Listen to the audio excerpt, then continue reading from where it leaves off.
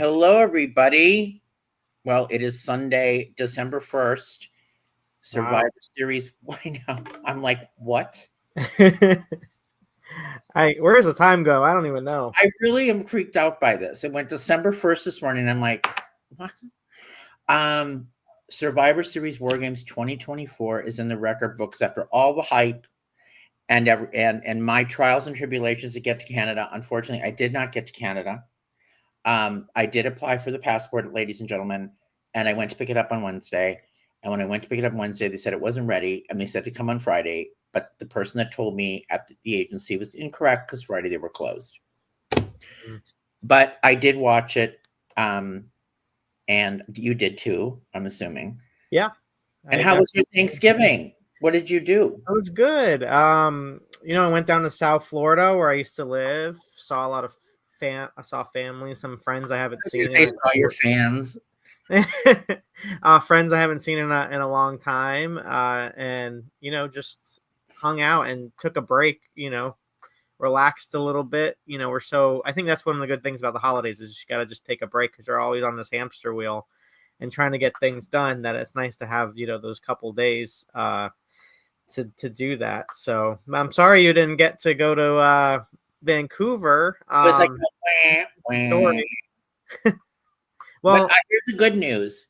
When I pick the passport up next week, wherever I can travel now wherever the WWE goes. Oh, are you going to go to Australia? I mean, AEW's going to Australia. You got that option. Oh, I forgot about that. There's a lot of international options next year. If you're going to make the trek. I have my passport that's good for 10 years. I plan to make good use of it if I ever get it in my hands. Anyways, Survivor Series Warriors, I do want to talk right off the top to you about the main event. I think we should go backwards because I literally, so there was 1 second I left the room. I think I went to get like my iced tea because it was in between the match.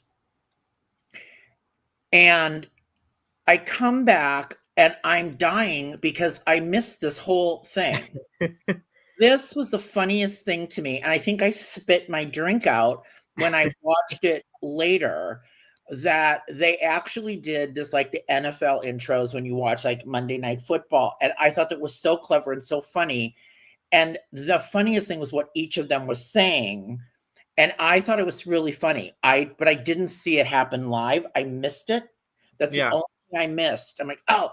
So I went back and watched it. What did you think of that? I thought it was pretty funny. Yeah, I mean, I appreciate when they're trying different things, like a different presentation. And I love, there was a lot of feel when it comes to the match itself. There was a lot of feel of like a team mentality. Like you have a team that's on one hand that's very cohesive, and you have your captain, and you see the coaches making their plays. We'll see throughout the match, and of course, football background there for Roman Reigns. So. I thought it was a really cool way of doing it. I know some people thought it was kind of hokey a little bit. So I was taking the temperature about that. I wanted to ask you. Some people thought it was hokey and cheesy, and like I read a review. I think it was in Forbes that said it was like half baked. Like they didn't quite. It was kind of poorly produced. Yeah, but I just thought, it was a little. I would have produced it up a little more, maybe, but. I still thought it was funny. I mean, especially Solo. I thought Fatu going, I love you. Solo is underrated as his comedic timing there. I mean, I think that's one thing that's underrated. Hilarious. Who said, was it Sami? Somebody said something really funny. Oh, shoot. There was one that was really funny, but it was a good idea, I thought. Yeah. Yeah, I think I love trying different things. Sometimes it's going to work, sometimes it's not, but at least you're trying something different instead of the same old. So, and the storyline's so serious that, it's nice to have a little levity here and there. So we get to the introductions, and I want to talk about that. We obviously felt what a strong, the new Bloodline was such a cohesive team. They all came out together, and obviously it was like, they were just like overwhelmingly like, these guys look so big, they're going to kill everybody, especially with Bronson Reed. And then for the OG Bloodline, it was one by one they came out because they're like these big stars. What did you think about how they came out, and you obviously like Jey coming out as because he was the first competitor in Yeah, that was a good the move. final spot, right? Yeah, because the fans love him. They get him invested. They get invested at the beginning. You know he can carry the match from the start to the end. Just the little subtleties I loved of that. Like I feel like it was an amalgamation of all the story that we've been told with the Bloodline. Like if you follow the story through the years, like like the little things between the Usos and Roman and the Usos themselves, and you have Bronson in the mix, but also the little subtleties of nuances between CM Punk and Roman Reigns, like in the cage and their mannerisms. This is all great. This was all great. I mean, it was literally, I was like, is this gonna even work? And I love the story. And one thing, and then even when I know we're going to talk a little bit more before that, but when CM Punk goes to the ring and it looks like he's hesitating to go in the ring, and the fans are like, "Oh no, what is going to happen with CM Punk in this?" And he went in there and he fulfilled what he said he was going to do, but there was like a slight doubt. There was a little bit that people were like wondering what was going to happen. And I like that little. I loved the storytelling in this match. I absolutely loved it, Scott. I did. Yeah. I sat here going, "This is so great." It was so well thought out. Mm-hmm. I really did, like, from putting the match together to all the drama of who's going to go in when, like, it was great. And like I pointed out, this was great. It's like, oh shit, it's going to go down. Are they going to? Sammy's like, the parents are fighting. Like, what do I do? I don't know who to listen to. Do I listen to mom or dad? What do I do? And then here's Punk at the beginning, literally going after the guys. I thought was really great. And him stepping over, like after like Roman was going to go out, like it was his turn, and then CM Punk's like, "No, I'm going." And then I love that too. Right by him, he brushed right by him. I was like, "This is really good." Then, how much did we love Solo padlocking the door? Because I'm actually now thinking Solo's pretty great. Like his delivery. Appreciate him more a little bit. But Roman climbing the cage to get in and fighting everybody off, of course, had to be that, which I thought was great. And then ultimately, I'm trying to find, this was the moment of the night. Like they had them all cornered. They had Sikoa cornered. Yeah. It was like it was like a Disney movie, like this is your after all the crimes you've committed, it's time to meet your maker, sort of thing. I mean, exactly. And it's so amazing to me, Scott, why I love the WWE when they tell stories right is because exactly what you're saying. This brings you all the feels. They've cornered the bad guy. Now satisfaction. You get that satisfaction. Like you're watching a movie and then you finally get the ending that you want. So they're all there. And he literally has that moment of, okay, all right. Like he's about to, I don't know if he was trying at that point, make it up, whatever he was doing to try to avoid getting clobbered. And then each one of them proceeded to clobber him, which I guess he deserved if you looked at that, which was amazing. Then how about the move? And I mean, I think I have the tsunami here. Oh, that's the wrong one. Sorry. Oh, that's a T spoiler for later. Spoiler.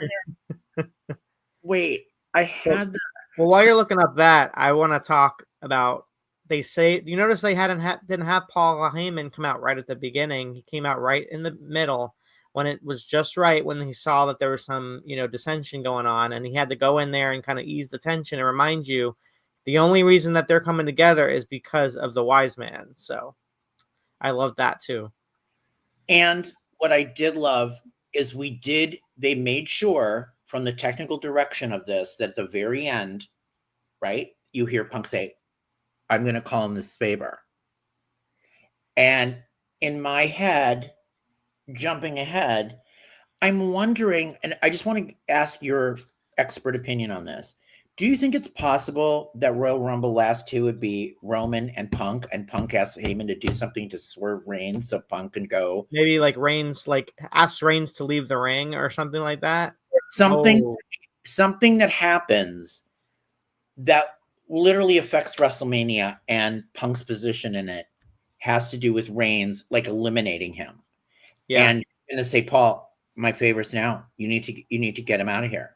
Or you need to hit him on the head with a thing or call somebody in and beat him up on the outside. Like something like that. To me, because that was a big moment, right? There's these little Easter eggs that they do, right? So what do you think about that? That's my thinking, maybe. Because it's got to put Heyman in a bad position. Like he has to do something he really doesn't want to do. Like a mob bot, like, okay, I did this for you now, I'm gonna ask for the favor later. But I thought he was gonna ask for Taylor Swift tickets. I don't know if AJ's a big fan. Vancouver, I know The Rock had some problems getting Taylor Swift tickets, and they're hard to come by. So Heyman knows people. He worked at Studio 54. He has the hookup at all the great restaurants. I mean, if Punk calls in the favor that he wants Taylor Swift tickets, I think he's able to do that. Vancouver, where the Eras Tour is going to be closing up. I mean, that's going to be a big selling ticket. So I think that might actually be that favor, but I like what you're saying too. That works also. But that's good. That's good. I was going to say, okay, Bronson Reed comes off with that tsunami. My understanding from the post show with Triple H is that he was injured. Is that what you're hearing as well? Yeah, it made it seem like they haven't got a formal medical, diagnosis or anything that we've gotten. But from the way Triple H has been talking, he might be out for a couple months at least, or weeks, or I guess they're still it's going to be some time. He definitely got hurt at some point because the way Triple H was talking at the press conference about it. Right. And then I heard Jimmy Uso broke his toe. Yeah. Didn't he also hurt his knee previously? That I'm not sure, but yeah, they definitely made reference of that too during that presser. So we get the end of this match, and it is Roman pinning Solo. We get the end. Oh, one thing. So sorry. This is the thing I want to bring up. I thought the moment that Punk pulled Roman off the table was perfect. Yeah. They couldn't have visually done that any better. That spot was right on. What did you think of that? Because they even played it back in the replay. Yeah, timing is everything. If they messed that up, that would have been a big deal. That was very important to get that scene down. It's crazy when I was just watching and I was thinking, this is very much live theater. This is like shooting a movie, but live, and just the pressure that you're under to deliver, you don't get any more takes. It's always that, the classic line, okay, there's no, other takes, but you really see it unfold there. That was a pivotal scene. They both hit their marks, and it was a great moment. It was a very important moment. And that was the turning point where Roman was like, okay, this guy is really doing the job that he said he was going to do, and I trust him now. And they played that scene through the whole thing. So at the very end, they all regroup. The 4 Bloodline members are like, hey, they're holding it up. And then we get this shot, or we have this shot during the, which was definitely more to that story. At the very end, I love this. I love. Punk made sure to do that. Yeah, he did that twice during that. Right. He made it very clear, I'm not part of the Bloodline. Yes. I was like, I don't know. I made this reference on X, but that ending, that celebration went so long. I was like, something's going to happen. It's like a Marvel movie. You're sitting in the credits and you're watching the credit scene and you're waiting for that, that last thing to get you before you leave the theater. I mean, we didn't get it at that point, but that's the feeling I got. Because I'm watching this, I'm like, something's going to happen. Something's going to happen. And it didn't happen, which also means, in a way, it was like something happened, but not happened. The fact that nothing happened made you think, okay, they got me. But no, I have to tell you what, it's so great that you said that. I thought the exact same thing. I'm literally watching on Peacock, it tells you the whole thing is 6 hours or whatever the total time is. Yeah. And there's 30 minutes left. And I'm like, The Rock's coming. The Rock's coming. They're celebrating. Roman's going to head back, and The Rock comes out, and nothing happened. And that's the one thing I think was disappointing in this thing. I thought we always have a big returner moment or something at Survivor Series. They were even counting it down in the pre-show about 1, 2, 3. Here's the top 5 of all time. We had Punk, then we had Undertaker. We've had big. Nothing happened. Yeah, and I think another problem with that is people always go in with high expectations when there's things are teased. And Triple H went on X and had that video that he shared talking about a multiverse and then talking about twists and turns and things like that. So people read a lot into that. And so that just came up with so many. When you tell wrestling fans that, they're going to have all these different ideas. Their expectations are going to be high. The bar is going to be set high. We're hard to please. And when that, I think that was a mistake in my opinion, if you're not going to do that. Like, it's fine that you didn't do that, but the fact that you kind of put those little breadcrumbs there, I don't think that was a good move on their end. I just thought there would be a big cliffhanger. Yeah, I don't think they needed it, but the fact that they didn't need it, in my opinion. Right. People are always looking for that. She said, "Look at Paul in that photo. Something is up." Yes, I think I said we can never trust either side. So, but the question is, what I think that all comes down to what that favor is, and then how it's going to impact everything. And Candice says might happen before WrestleMania or before Royal Rumble. So, we have the Saturday night's main event coming up. We have the Netflix, but don't forget we have that those could be big milestone moments for this story. But Rumble's where a lot of things break down. So we'll see, what happens in that sense. Right. So all in all, I thought this was pretty great. So I gave this match an A. I did. Yeah. I thought it was the highlight of the night. It delivered. It's hard to deliver. For me, though, overall, like, just getting on a tangent a little bit, but I miss Survivor Series being Survivor Series. I want the 5-on-5 elimination. I want, the teams. There were so many stories that could have been told, like with guys that they weren't using. Can you back up for people? Sure. Because I agree with you. This is not the way it used to be. Yeah. So, now they've kind of gimmicked it up where it used to be, it is right now which they did with more games, which is great. You're doing it this year, but are you going to be doing this? And you did it last. Are you going to be doing this like every year? Or is it just because it's, based on the story and what's given? I hope it's the latter, because I really would love to get. So the basis of Survivor Series when it first started in 1987 is that you had these teams, you saw these superstars that were, not always teaming together. You saw these different matches you didn't see within the stories. And it was multiple matches. It wasn't, you didn't have any singles matches at a Survivor Series until 1991 or so. Like, it was just, and they all had fun names and they all had like little fun promos where they're all together. And we see a little bit of that nowadays. And then at some point it kind of broke down where it became less and less. And you saw more singles matches, tag match, and it became more of this, the usual typical pay-per-view. It lost sight of the meaning of what Survivor Series is. And I was sad about that. Like, I want to, like, I love the idea of when you had the Raw versus SmackDown and you're going to have brands and you're going to have brand extensions. Then why not? This could be the, now I think people are jumping around back and forth. Like, why even have that brand? I don't think it matters anymore because they're jumping around. Yeah, it doesn't matter. But in the case of brand supremacy, or I loved when NXT was involved. I don't know. I just hope they think back and go back to that a little bit and have some more matches. So I'm getting off my soapbox now, but that was what I thought when I was watching. But my question is, with the storytelling that was laid out, did you feel it delivered in that aspect?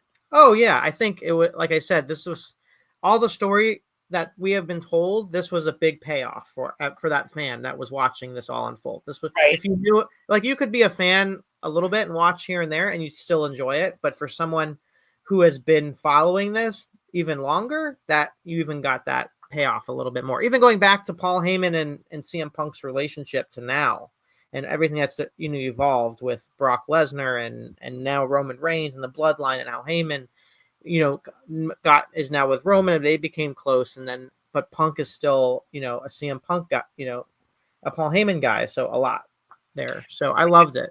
Candice agrees Survivor Series has lost its identity.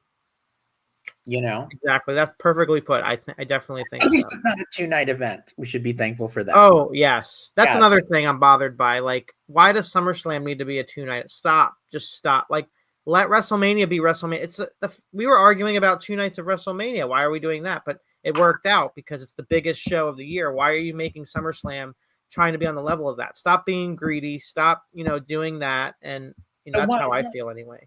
The one thing what bothers me now though is, so Roman wins, right? So the OG, they have won.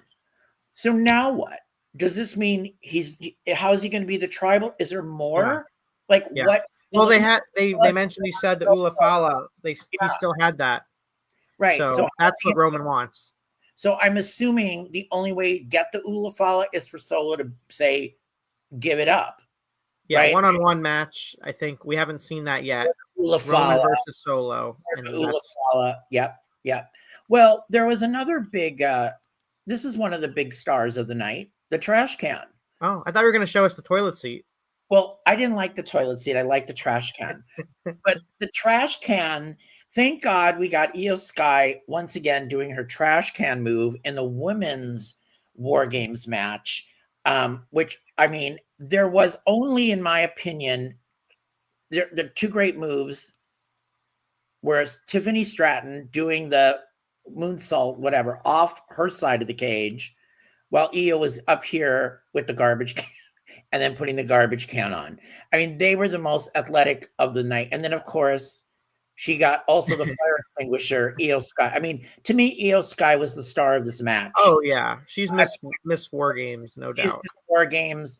She was brilliant in this.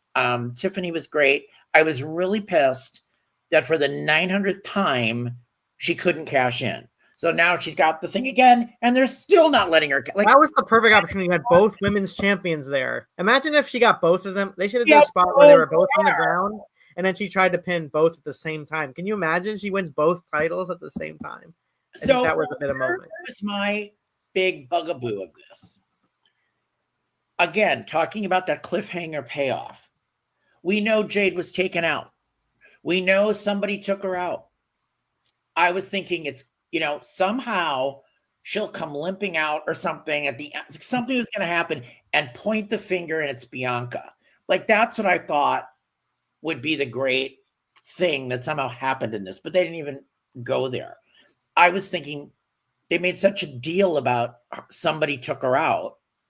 And I was thinking this was going to be revealed it was Bianca, because people were now saying it's her heel turn.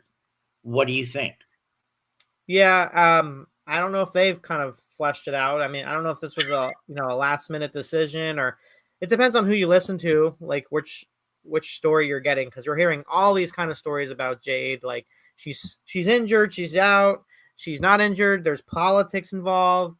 Or there's just a storyline. Like, you never know what the real story is, but I love a whodunit. So I want to see it play out more. I'm glad they didn't rush to it, to be honest. I was fine with it not.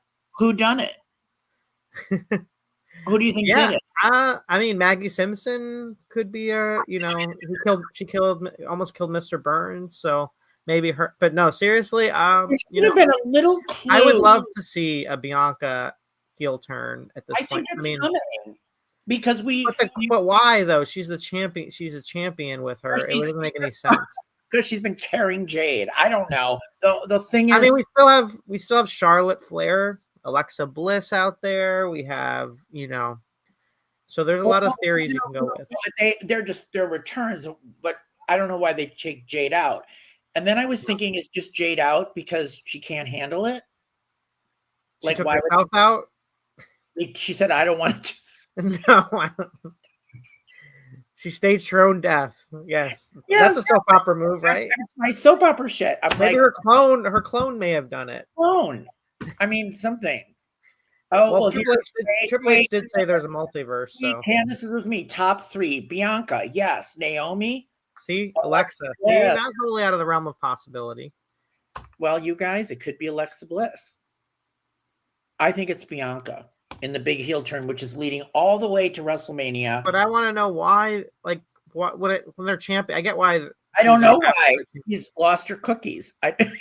No, like she's mad. But I love how they were playing it up on social media though, with everyone thinking it's Naomi, and then some of the people getting involved with that too. So I just thought that was hilarious. Oh, that's a great shot. And you know, Rhea's mask though, that's so badass too, as if you couldn't get any more badass. That was pretty fun. It reminded me of the Predator show. I don't know if you guys remember that. Oh, yeah. So when I saw the black around her eyes, I thought that was really cool. What about the magician move with the handcuffs? That was kind of interesting. Yeah, it was cool. What did you think about the end, and what did you think about this match? A lot of people on social media were panning this match, saying that it was clumsy.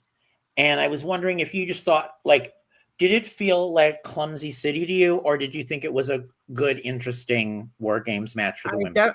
I definitely think at the beginning it kind of was a little slower, and and it kind of, but I think it really picked up at the end. I think the final half really made it. I don't think it was as I wouldn't call it a trash can match, but I think all ladies worked super hard. Match. What was that? And a toilet seat cover. Yeah, toilet seat. I don't know. One thing I didn't, both of these War Games matches, why does everybody have to come in with weapons? Most everyone. Oh, it drives me nuts. So formulaic. It's so cheesy. Like, that's one of the reasons why, like, I love the old War Games matches where, like, they use weapons, but whatever.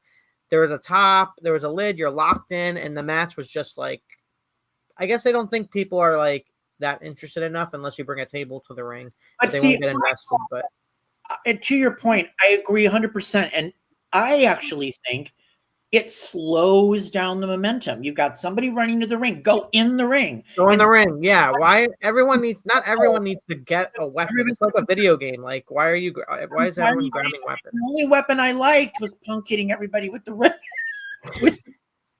And Naomi with her kendo stick. That was, of course, like the time and effort she puts in those presentations of her looks is just, I can't imagine. I just wake up and I want to put a clean shirt on. I don't even know how she thinks about what she's going to wear the next week. And we must say happy Naomi, and we all had little birthday hats on. They all had little things. And then Jimmy, I did like, I liked Nia's look though. It's very like a Bull Japanese, dominant figure throwback. Nia is stunning.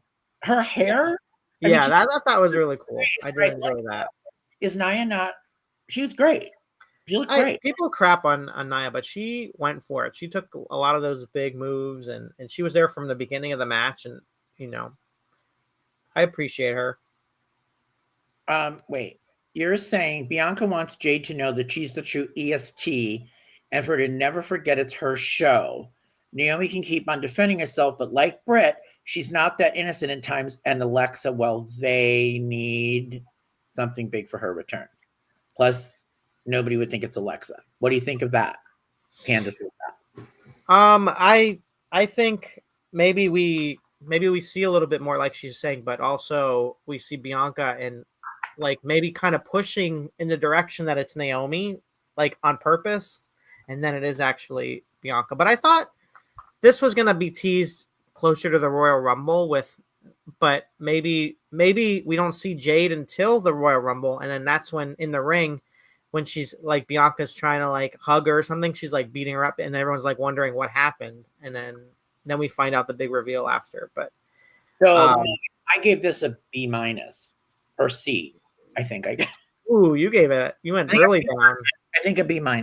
Yeah. I think that's a fair B-. I think all the girls worked hard. It didn't have the story that the other match did. So it's kind of the first. It came down to, we're gonna have a men's War Games match, so we want to have a women's War Games match, and that's like they should have put more time and effort in that story. I mean, they did a little bit, but it wasn't to the extent of the main event match. Very hard. So that's what suffered too because of that. Right. And it's very hard. How can you beat the history of Bloodline versus Bloodline? You just don't have. But I think in that sense, it was a smart move to kick the show off with bookend it with the two War Games matches. People are hot, fans are hot. It's not the strongest story going into it. But they're excited because it's they're seeing the War Games kicking the show off. And then Vancouver hasn't seen a pay-per-view or PLE, which is crazy, since rock bottom in 1998. So they're going to be hot to see this. So I thought it was a good placement on the card for sure. All right. Now, we're going to talk now about LA Knight versus Shinsuke Nakamura. I have lots to say, but... Why you got to call him Shitsuke? It's Shinsuke. You call him a Shitsuke. That's not nice. I don't like him, but I've never been a fan of this wrestler, and I don't get it. But let's just back up for Shinsuke. This was very weird to me. The entire thing was weird to me. First of all, notice LA Knight comes out, and they put up that sound meter where you get the sound in the stadium and the arena, and it's not, and it doesn't go good. It's like at 89. It didn't go off the chart. Awkward. So that's the first clue. I mean, it was like, they put it up. It was very awkward. It's like, they knew they were going to get a big thing, and they didn't. It was very 89. It didn't go into the 90s. It didn't go to 97, 98, 99 like it usually does. And then he comes to the ring, and right away, you've got this, story from Michael Cole and Corey Graves. Like, he's just not, inner turmoil is a problem. He's just not himself. Look, he dropped the belt. Oops, he fell over here. He's just not. Like, they kept playing this narrative of how bad he looked, how bad he felt, And honestly, I was like, they were just getting rid of him. And it was a clean win. There was no green mist spray or blacks or whatever. He pinned him. And it was kind of like, okay. I just thought they were done with LA Knight for whatever reason. And is it because his popularity was waning and this was stale? Because I don't get why Nakamura comes back for 2 weeks and he wins the title. I just don't know why him. And I'm not a fan. Well, okay, there you go. I think when it comes to LA Knight, I think they've done an injustice ever since SummerSlam. He's had nothing to do with after Logan Paul, no story to dig into. They wedged him in the middle of the Carmelo and Andrade story. So clearly there's not a lot of thought behind anything they really don't know what to do with the guy, it seems. They don't. So I think they just saw that Nakamura hasn't been around for a while. They saw the opportunity to bring him in. I actually like the new look of Nakamura. He may have joined House of Black. I don't know, but I do like the dark look there. And I actually think it was a good move to have Nakamura win, because clearly I think there's more investment when it comes to, or story they can do now with LA Knight in the chasing the title rather than having a title. It seems like, a lot of times when they win the title, then what? A lot of people are like, oh no, Cody Rhodes won the title now. What's going to happen to him? So that is really where the challenge is when you have someone so popular and you're so invested to finally have him win a quote big one, and he finally does. Now what? And WWE didn't have anything for him. So I'm hoping this isn't like what you're saying, like they're done with him or not. Clearly he has a draw. I don't know if you saw, but he's one of the top merch sellers in WWE. You see him still part of the Slim Jim endorsement deal. I don't think they're done with him. I think it's just kind of giving him something else to dig into, and at least that's what I'm hoping for. So back in the day when I worked for WWE, I just remember feeling like when they did in the old days, when they did something like this, a clean win, sloppy, not great match, not much drama. It just looked like they went to him and said, "You're going to drop the title. Let's wrap this up." Like, it just felt like that. I didn't like the announcer. It just was like so set up for him to just end this quickly. It felt like a very quick ending. Like, we got to take the belt. So I don't know, Scott. I felt like there was no story for him. It's just like it ended. That was it. I just thought, it didn't feel right to me. If this is a guy you're still building up, like, what are they going to do with him? That's what I'm hoping it's the latter. I'm hoping you're wrong and they keep going with him, because clearly the fans like him. But when he's wrestling, they like him on the mic. They like him as a personality. That's the thing. When he's wrestling, he's not bad as a wrestler, but for some reason he doesn't click in the ring when it comes to the fans in the match. Like when him stepping up. I think the point where he. Sorry, what? That's a really good analysis. You know what? He's great on the mic. He's great with the fans. And then in the ring, it's not clicking as much with, like, you see other, right? Yeah. And then what is storyline wise, Candice says they need to shelve LA Knight for a bit and regroup and refocus maybe after. Okay.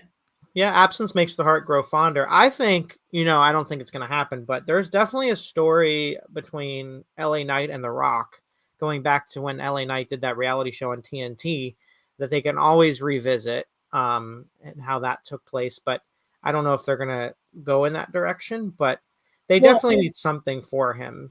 Well, I just think the United States Championship, for some reason, once Logan Paul lost it, I thought it lost a bit of its allure. On Logan Paul, I thought it was like, ooh. Mm-hmm. And when LA Knight had it, I was like, why didn't I feel like... Yeah, there were times I forgot he was even the United States champion, to be honest. Like, I'll be honest with LA you. Knight, right? Yeah. And it's not all his fault. It's the story. Like, they've done nothing with him. Yeah. They did nothing with him. Nothing. I was very disappointed. I'm not a big fan. You don't like Shinsuke anyway, so you're already... I'm not a fan of Shinsuke. But so you think do you think Carmelo or Andrade should have won the US title then in that sense? I 100% have wanted to see Carmelo with the belt. I just think he's phenomenal. I mean, they're both great, but Carmelo's kind of wasted. Yeah. I could see Carmelo, like, there's a time when a title will help elevate someone, and for Carmelo, that would be having that title would definitely do that for him. Right now, these guys are, workers, and they're doing swimming. Yeah, they're just swimming around the pool, but nothing's going on.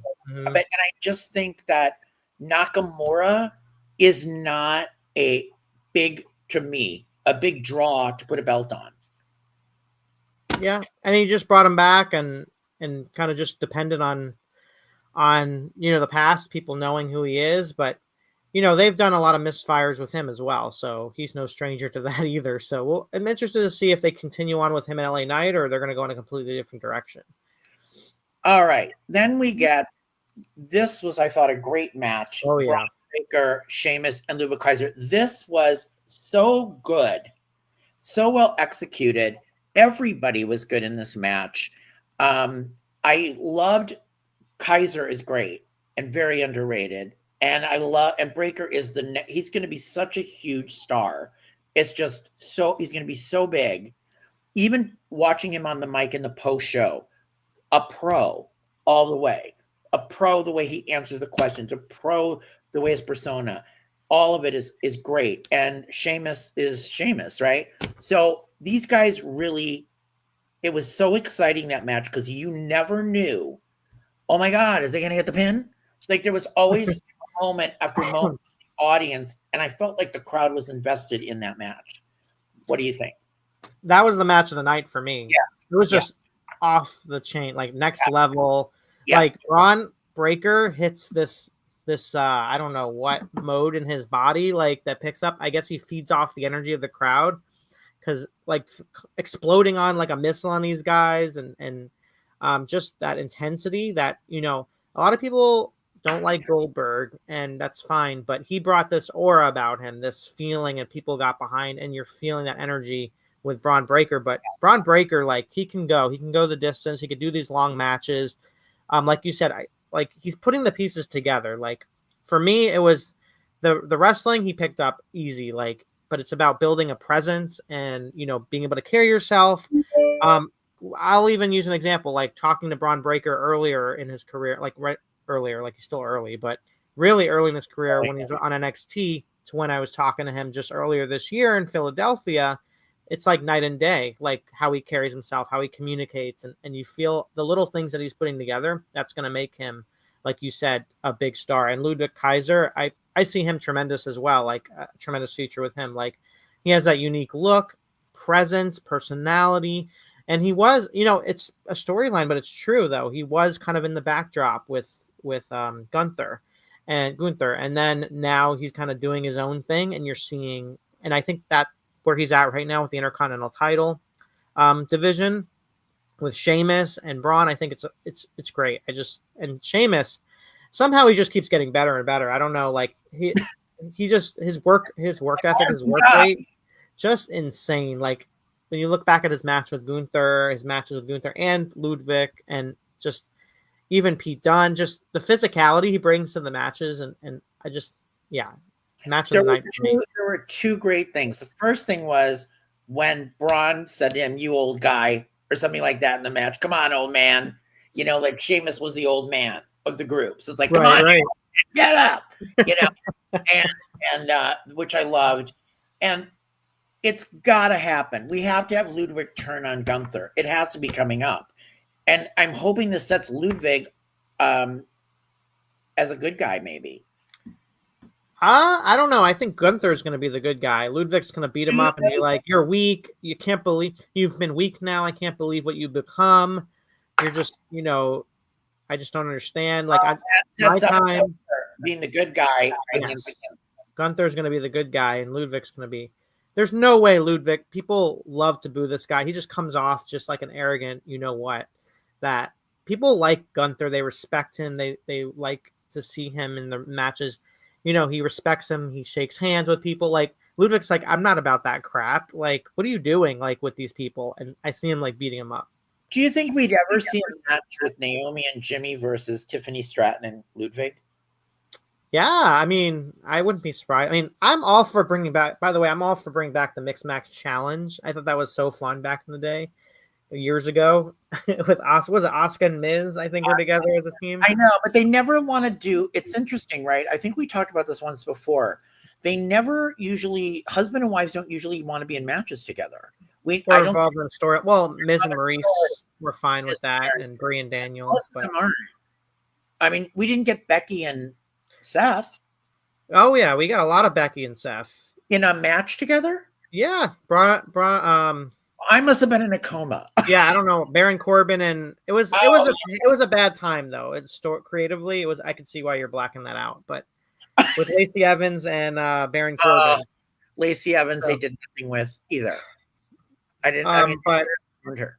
But yeah, I can see it. But if they were gonna do Naomi, I would have put her in the if they didn't put her in the Bloodline and have her do part of that. I don't know if they'll bring it up. They did, you know, here and there they bring it up, but they haven't brought up Ludwig and Tiffany together. So, and I don't think they should because they're completely opposite right now. Like in personas, fans love Tiffany. Like she's on the verge of turning babyface. So I don't see Ludwig on that pattern. So I think keeping them separate, it's good. But down the line, I definitely see potential for that. All right. So now we have Gunther versus Damian Priest for the WWE Championship. And this match is all about Damian hurting his arm and his shoulder and Gunther going after it to injure Priest through the match, which I thought was like, do we have to watch minutes and minutes and minutes of this guy being injured and trying to lift him up? It just was a little predictable in that. And I don't love when they script an injury like that plays through the entire match. And that I didn't love that part. I wanted to see Priest really able to do the maneuvers and do the moves against Gunther. What did you think of the match? And then Gunther was kind of good with the audience, telling the audience off in it, you know. And I'll get to the ending in a minute. But what did you think of the guts of the match? The match, going into the match, was here nor there for me. I just think they just needed something for Gunther to do. Unfortunately, like there was no like real connection to the story anymore between Damian and Gunther. I don't know what it is, but like clicking as far as the story concerns. But both guys in the ring can deliver, and I'm totally fine with a story like psychology. When we're working on a body part, you're telling a story and you're building up. Gunther matches are like a slow burn a lot of times, where it starts slow and then it picks up towards the end. So I didn't have a problem with it. But, you know, the match was like here nor there. It was a solid match. Don't get me wrong. But from like the story and getting me intrigued by it and everything like that, there was just something that wasn't clicking for me. And then Finn Balor coming out again, like, and being part of this story. We're going back to with Damian Priest. But you notice Gunther didn't want his help. So this could be slowly continuing the phase into the babyface turn for Gunther, working Finn Balor. I want to just say two things. One, and I was reading this on social media, once again, there was a botched spot in a Damian Priest match. They were talking about the botched spot when there's something happened there. There was an audible. He was down. something happened there because the referee went into his ear and then he went into there was a botched spot. People were talking about the botched spot, and that seems to happen all the time in a Damian Priest match. Apparently, I don't know why. And then the other thing was exactly what you're saying. He kicked him in the face. Gunther kicked Finn in the face. He didn't want his help. Hopefully, setting up something between them. Yeah, I'm a little bit more interested in that scenario, but then what does that do with Damian now? Where does he fit in this? Maybe it's a triple threat at this point. I don't know. And then Gunther wins, and then I don't know where this goes. and it comes down again to the same thing we're talking about with LA Knight, and it happened to Cody Rhodes. Is like when you win the title, like when Gunther win the title, then what happens? What do you do with it? So it seems like that's been an issue in wrestling, is like they have these big plans in the chase and having them win a title, and then what happens next. That's always the kind of the challenge. So what did you think of? What did you grade that match? It was here nor there, maybe a B. I don't know. Like it was here nor there. So I was fine with it, but it wasn't something like I needed like to see, to be honest, on the card, because I was, you have the other matches going on. But yeah, I gave it like a B overall. I think the whole thing B minus. I didn't. But I love watching Gunther work though. Like the legitimacy. Yeah. Like I said that last night, is like he's someone that any era you put him in, you put him in the 50s, the 60s, 70s, like he would flourish in all those environments. So where do you think this is going from here? We know we have Saturday night, the premiere of that with Cody and Kevin Owens, December in the main event. But where do you think this bloodline is going to go next? What do you think the next thing that will happen is? Do you think it's Roman? I think it's Roman and Solo for the Ula Fala, maybe. I don't know if they have a ladder match. They could have a ladder match. I don't know if Roman, has done a ladder match before, besides, maybe a tables, ladder, and chairs. So that would be interesting to see how that would play out. But some sort of stipulation where if Roman doesn't beat Solo, then he's forced to be his, lapdog maybe. And then if Solo wins, but if they want to, I guess it depends on what they want to do. Do they want to have like Solo lose, and then in this scenario, and then have Jacob Fatu step up, or another bloodline, like you lost, like we don't, like you're not the leader anymore. You showed that you're not the leader anymore. I think that would come after he loses the power, which is around his neck.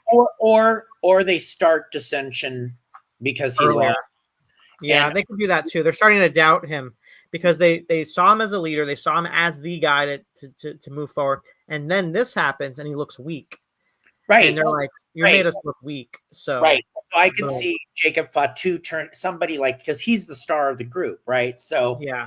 In terms of wrestling, they built him up big. Michael Cole, I think Michael Cole at one point called what Solo getting him on board was like the biggest acquisition in WWE history. I was like, wow. I remember when they were talking about his past was so he went through remember they said something about how it was Solo bringing him over that changed Jacob Fatu from the difficult days he had before. I mean, they were like building that up, and they're always building him up. So I see that potentially being, it's Jacob versus Solo. Maybe something's going to happen there. Eventually, I mean, and Jacob, people love Jacob. Everyone I talk has a presence about him. Presence, right? So Candice is saying, we forgot about this, Gunther Goldberg for Royal Rumble. Ah, yes. I forgot about the Goldberg's last match. Yes. But I don't know. I feel like they would build an entire show around Goldberg's last match. I feel like it wouldn't be at a Royal Rumble or something. Braun Breaker. Yeah. I mean, Goldberg's going to have his last match, but that necessarily means it's going to be one match, like leading up to that last match, just like a John Cena retirement. We also have John Cena waiting in the wings too, guys.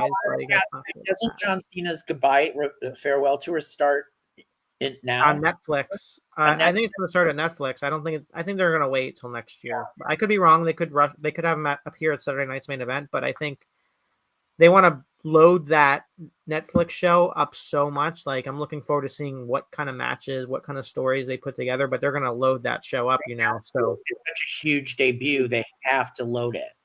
Yeah, but you don't want to load it too much where then you have nothing left for the weeks to come, because that's a problem they have too. And I think what happened with TNA when they went against WWE is when they kind of loaded it so much, and then they slowly started to kind of, the novelty wore off, and then, but I think the WWE knows what it's doing. They have a lot of, what's great about what this time and era in WWE is there are so many people that are like over with the fans, like they're invested. Like, look at all the women that were like, people love a lot of the personalities across the board, just like, and the men as well. So, and there's a lot of people that are out and they can reintroduce. So there's a ton of potential on what they can do. No, they have such a deep roster. It's insane. And then it doesn't even matter, like in the old days, it really mattered if you were face or heel. It doesn't matter. You can be so over. As long as they're thinking about you one way or another, have a reaction about you. And think about this show, though. We didn't even have Kevin Owens and Cody Rhodes. Like, everyone's like, oh, I can't believe you didn't put Cody Rhodes. Like, no, this was a great move. Like, let the spotlight be on them at Saturday night's main event. The biggest eyes will be on there. Main event. Yeah. Prime time, NBC. I don't know if people, like, it's still a big deal. I know streaming and everything. Still a big deal. Yes. And I love they put him on the Tonight Show with Jimmy Fallon on Thanksgiving night. That is maximum audience right there. That's not a bad slot. Like, I was also going to say, did you see how creative they are doing? They're making it so retro, old school with the graphics. Yes, I'm so excited about that. I hope they're wearing the colored jackets with the logo like they did. The guy should be in the old logo. Candice is saying January 6th, we already have The Rock coming. Cena will be there. Yeah, it's going to be huge. It's going to be here in LA. Yeah, I hope they're going. You got your passport, so I'm just kidding. Like Fairman. Now, if you don't go to this, I don't know what to tell you. Like, I'm jealous. You're right in your own backyard, the Inuit Dome. Like, that seems like such a cool place. Don't say anything. You'll jinx it. Have you been? Have you been to that venue? No, it looks so cool. It looks so cool. I have not. I've had a few friends have gone to the Clippers games and some concerts, and they say it's fantastic. I mean, the whole area over there where they built up SoFi Stadium and everything's part of this whole complex now in Inglewood, which is so amazing from what it was, because we only have the Forum that had been for years, and now it's finally opened up. Like LA finally has this, like, like other cities where the stadium and the arena, and it's all kind of together. Yeah. We're getting this whole revitalization in downtown Orlando, across from the Kia Center. So I'm looking forward to seeing what comes in that sort of. Are they now coming to Florida shortly? Yeah, they are running a live event the same night as at World's End, AEW at World's End, the same night. Wait, in Orlando. Yeah, same place. Of course. So WWE is running in the Kia Center, and then Orlando is running at UCF at the arena that they ran in the past. So it's kind of messed up. Wait, Candace is saying, side note, I better get Cena versus Rock, and Cena's final match better be Cena versus Orton. That's all I will say. Mic drop. I get it. Yes, Candace, I am planning on going. Are you a Jimmy Hart fan? I want to see Jimmy Hart. Are you a Jimmy Hart? She thinks you are a Jimmy Hart fan because she wants to see you and Jimmy take it. Well, Jimmy will probably be at. He's going to be at Saturday Night's main event. I don't know if he's going to be at that. No, he'll be in New York. He'll be in New York. Yeah, she's saying, are you going to New York to the Saturday Night's main event? I don't know. I don't think so. Royal Rumble? Are you? No. I'm not going. Okay. Last thing before we go, I tripped upon, because obviously I've been kind of busy. I just saw your interview with Eric Bischoff. Mm-hmm. How was that? I met him years ago. I had left the WWE and we actually had a meeting, and I met him it's so funny, at the Four Seasons. He was WCW, and I had a meeting with him and some of his cohorts at the time to discuss if there was like an opening at W. It was, I think, before everything fell apart, or before I went to WWE, maybe it was. Oh, so you're trying to get a job there? At WCW. Nice. Years before I ended up I'm trying to think of the order. because when I went to WWE, WCW, that was 2000. So wait, didn't that already end? 2001. Yeah. But WCW Bischoff wasn't doing much. Yeah. So how was he? And is the whole thing that he is doing this card, right, in December? Yeah, so the whole story is he was on the show with Paul Walterhauser, his show. Right. And supposedly it organically happened where Paul Walterhauser wanted him to come to MLW, so he calls Court Bauer, and then they set it up where it's called One Shot, where Bischoff is basically in control of the show, matchmaking, all that project. But when you talk to him, Eric talks about just how he's more focused on the presentation of the show, formatting, kind of, and being that resource for people, a lot of young talent there. So kind of sitting under the learning tree of someone who's been there and done it all. And kind of, so that I'm interested in that. That's this coming Thursday, I think, Melrose Ballroom in New York. They just sent out an email that there's limited seats available. One thing MLW is doing pretty smartly is, having these different theme shows, bringing in people, but they've been drawing pretty well, like based on what their metrics are, and whether they're running these big cities like Chicago, New York, and they ran here in Tampa St. Pete area, in a really cool venue there. So he talked about the business model that Court has gone through. Of course, not a fan of AEW. He thinks, what they're doing is actually hurting the wrestling business, because network executives may see that show and make that the, what wrestling presentation is. And then maybe that will turn them off to it. So he feels very strongly about that. He talked about Hulk Hogan and Donald Trump, and seeing Hogan again in the spotlight, and what he means seeing him healthy again. Does he like him?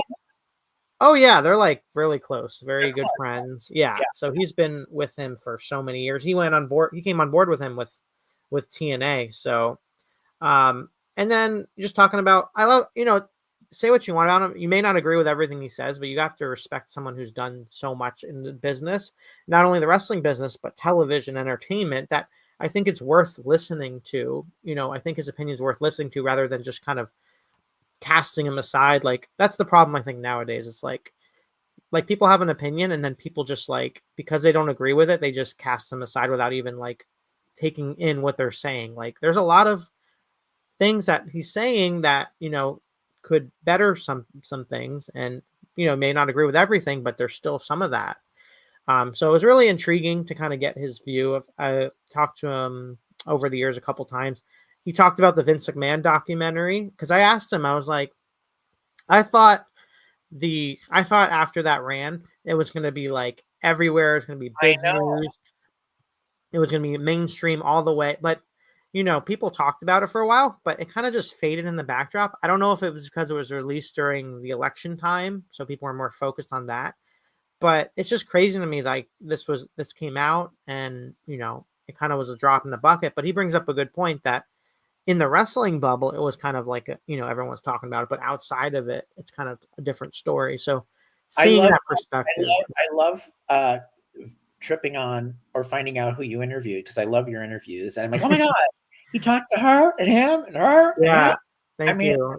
Right. And didn't you just have, who was right before Eric? Who'd you just have? Oh my gosh. John Moxley. I talked to John Moxley. Well, I can't. That was like no, that was an interesting one. That was like an hour. These Death Riders. I still don't get it. I watched that. What's going on? I'm still, Scott, I watched the pay-per-view. They're playing the long game here. What is the long game? I don't know. But there was a promo where it was like very post-apocalyptic with John Moxley. Why am I getting in a truck and driving away? What am I doing? I understand now why he has Marie Shafir as the. That was a great story he told. If you guys haven't seen it, cheap plug. Yes, why he talks about Marina and his connection to her, and why he believes in her so much.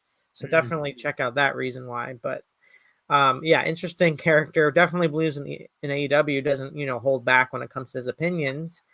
So yeah.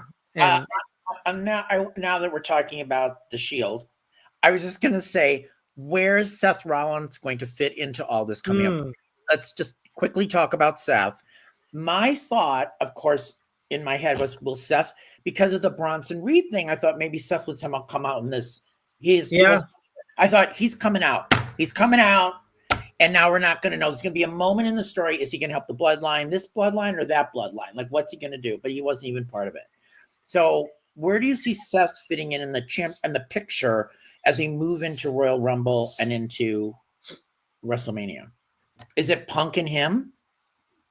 Yeah, I mean, they haven't visited that yet, but are they going with Roman and Punk at this point? We don't know. Like, if they're going in that direction, then no. But there is that underlying story that we haven't seen taken advantage of a lot. We kind of saw it earlier this year, and now having it picked up would be nice to see Seth and Punk, but natural heel turn here for Seth, like one way or another, I think, in my opinion. Like, I don't see any direction where he's not going to be a heel, whether it's regardless of whatever story direction they go with him.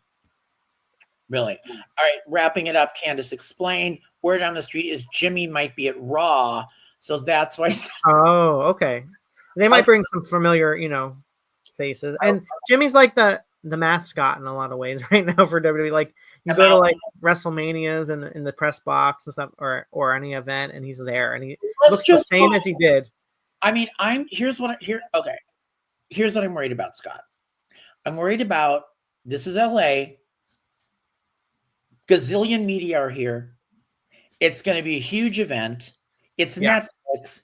I don't even, I'm probably piddle little, like, I don't think, how do I know they'll even, we don't even know if I'll be allowed in. I don't know.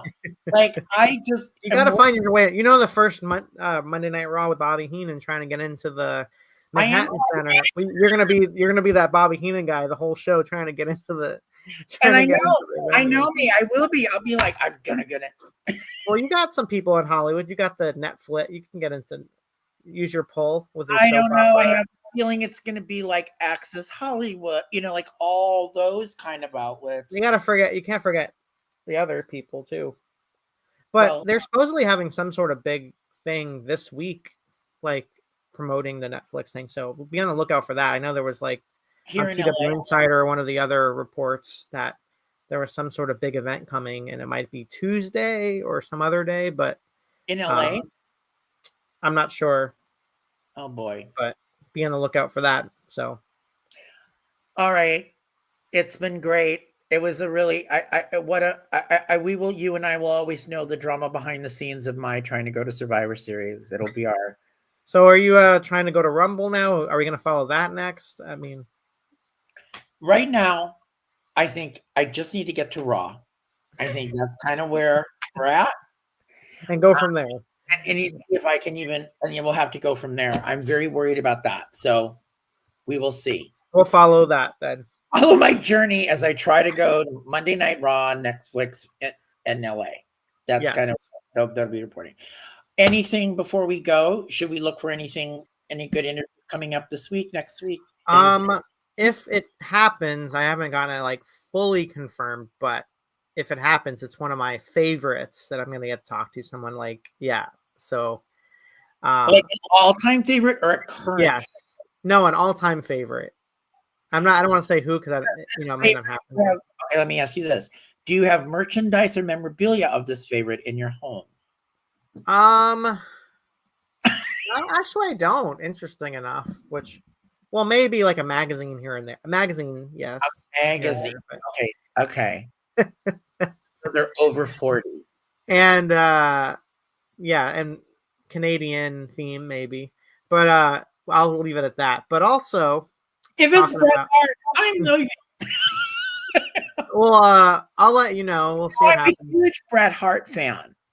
Well, yeah, Bret's great too. He's honest to a fault also. But and then Lee Moriarty, that's gonna drop tomorrow. So Lee has a great art exhibit in Miami. His first art exhibit. So Orange Crush magazine, it's like a partnership with them. He's going to have his artwork starting on display on December 3rd. I don't know if you're familiar with like Art Basel and Art Miami. Like, that's a huge scene right there. So he's there. He's the Ring of Honor Pure Champion, works for AEW, but he's a really talented artist. So if you haven't had a chance to kind of check out his work, definitely do so. So I had a chance to sit down with him, talk about the origins of his art and combining it with wrestling, things like that. Amazing. All right.